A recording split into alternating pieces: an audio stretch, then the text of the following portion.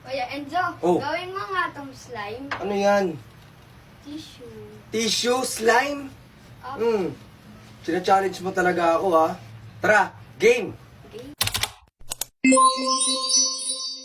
At talagang china-challenge mo ako para magawa yung tissue slime, ha?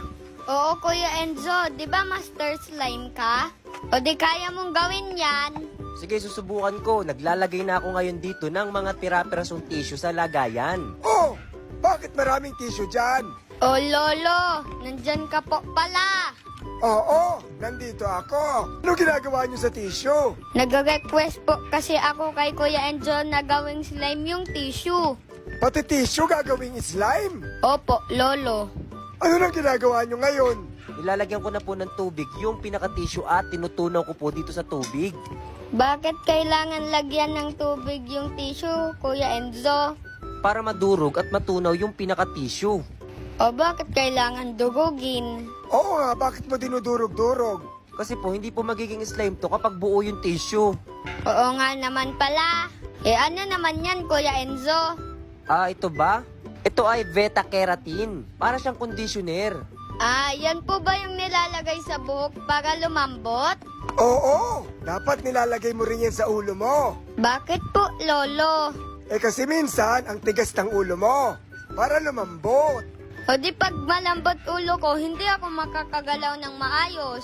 Madaling puputok ang ulo ko. Ayan, katulad niyan, pilosopo ka. Joke lang po, Lolo. Ano nang ginagawa mo ngayon? Nahalo ko na po yung pinaka-beta-keratin at tissue na ginagawa natin. Yan po, Lolo. Tingnan nyo po, oh. Ang bango. Oo nga, ang bango. Mabubuo ba talaga yan, Kuya Enzo?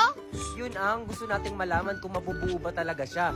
Oo nga, baka nagsasayang ka lang. Bakit naman sayang, Lolo? Ipampahid ko pa yan sa banyo eh.